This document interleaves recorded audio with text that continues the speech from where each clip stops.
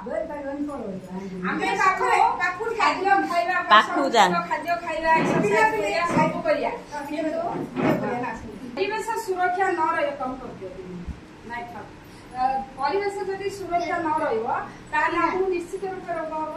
ଏବେ କଣ ନା ଜନବସତି ବେଶୀ ହେଇଯାଇଛି, ଗଛ ସଂଖ୍ୟା କମ ଅଛି, ଜଙ୍ଗଲ ସବୁ ସଫା କରିକି ଘର ଦ୍ୱାର କରିଦଉଛନ୍ତି।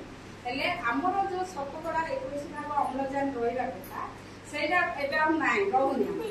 ସେଥିପାଇଁ କଣ ହଉଛି ବିଭିନ୍ନ ପ୍ରକାର ରୋଗ ହଉଛି। ଏବେ ଦେଖ ବେଶୀ ଲୋକ ହାର୍ଟ ସବୁ ଏମିତି ଜାଗା ମରୁଛନ୍ତି, ବେଶୀ ରୋଗ ଲାଗିକି ରହୁଛି। ସବୁ ରୋଗର କାରଣ ହଉଛି ଆମର ମୁକ୍ତ ବାୟୁ ଆମକୁ ମିଳୁନି ବା ଆମର ଗଛ ସଂଖ୍ୟା କମି ଯାଇଛି। ଗଛ ହଉଛି ଗୋଟେ ପ୍ରାକୃତିକ ସୁରକ୍ଷାକାରୀ ମସିନ୍ ହେଲା। ସିଏ କଣ କରୁଛି ଆପେ ଆପେ ଆମ ବାୟୁମଣ୍ଡଳକୁ ସଫା କରିଦଉଛି, ସିଏ ଅମ୍ଳଜାନ ଦଉଛି, ଅଙ୍ଗାରକାମ୍ଳ ନଉଛି, ପରିବେଶକୁ ସୁରକ୍ଷା କରୁଛି।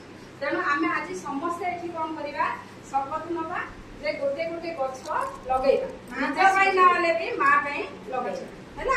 ମା ପାଇଁ ଗୋଟିଏ ଗଛଟି ଲଗେଇବା, ଯାହା ଦ୍ୱାରା କଣ ହବ ଆମେ ସମସ୍ତେ ଯଦି ଗୋଟେ ଗୋଟେ ଗଛ ଲଗେଇବା ନିଶ୍ଚିତ ରୂପେ ଆମ ପରିବେଶ ସୁରକ୍ଷା ରହିବ ଆଉ ପରିବେଶ ସନ୍ତୁଳନ ରକ୍ଷା ହବ। ସମସ୍ତେ ହାତ ଆଗକୁ କର। ଆମେ ସମସ୍ତେ ଆମ ଜନ୍ମଦିନରେ ହଉ, ଆମ ପିଲାମାନଙ୍କର ଜନ୍ମଦିନରେ ହଉ କିମ୍ବା କୌଣସି ପର୍ବପର୍ବାଣୀ ଦିନ ହଉ ଆମେ ଆମ ପାଇଁ ଗଛଟିଏ, ଆମ ମା ପାଇଁ ଗଛଟିଏ ଲଗେଇବା, ଆମ ପରିବେଶକୁ ସୁରକ୍ଷା କରିବା।